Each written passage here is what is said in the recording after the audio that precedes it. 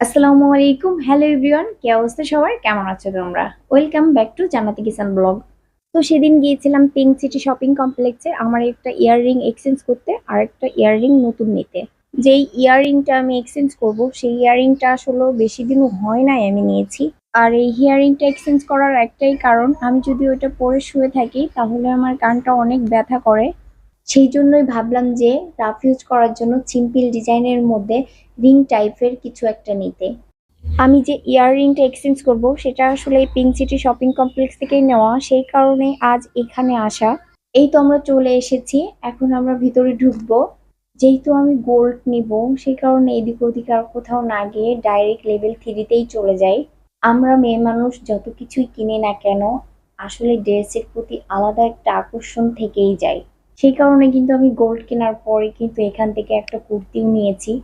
আর এই কুর্তিটার ফুটেজটা সেরকম ভাবে নেওয়া হয় নাই, তারপরও যতটুকু নেওয়া হয়েছে ভিডিওর লাস্টে তোমাদেরকে দেখাই দিব। অনেক ঘোরাঘুরি খোঁজাখুঁজির পর ফাইনালি আমার এই কানের দুলটা অনেক পছন্দ হয়েছে আমার উপর কানের জন্য। তোমাদের কাছে কেমন লেগেছে সেটা আমাকে জানিও, আর তোমরা কে কোথা থেকে দেখছো সেটাও কিন্তু আমাকে জানাতে পারো। আর তোমাদের কমেন্ট করতে কিন্তু আমার কাছে অনেক ভালো লাগে। আমি এই ইয়াররিংটা যেদিন নিয়েছিলাম সেদিন গোল্ডের প্রাইস ছিল 10,046 প্রতি গ্রাম। এই তো ছিল আমার ইয়াররিং। আর এই ইয়াররিংটা আমার অনেক পছন্দ হয়েছে। আর যে ইয়াররিংটা আমি এক্সচেঞ্জ করেছি সেটা হলো এই ইয়াররিংটা।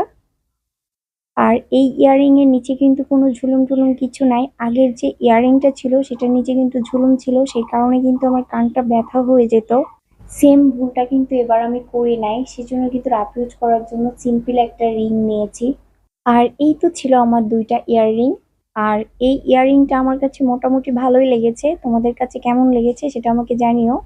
আমাদের গোল্ড কেনাকাটা শেষ, চলো তোমাদের শোরুমের পুরো ভিউটা দেখাই। আমি যেভাবে গোল্ডটা এক্সচেঞ্জ করেছি সেই বিষয়ে তোমাদেরকে একটু বলি। আমি যেহেতু যে দোকান থেকে নিয়েছি সেই দোকান থেকেই আমি এক্সচেঞ্জ করেছি, সেই কারণে কিন্তু আমার কাছ থেকে 10% নিয়েছে। আমি যদি অন্য কোনো শোরুম থেকে নিতাম তাহলে কিন্তু আমার কাছ থেকে 15% নিত। পিঙ্ক সিটি থেকে যে কুর্তিটা আমি নিয়েছি সেই কুর্তির জন্য এখন আমি হিজাব নিতে এসেছি।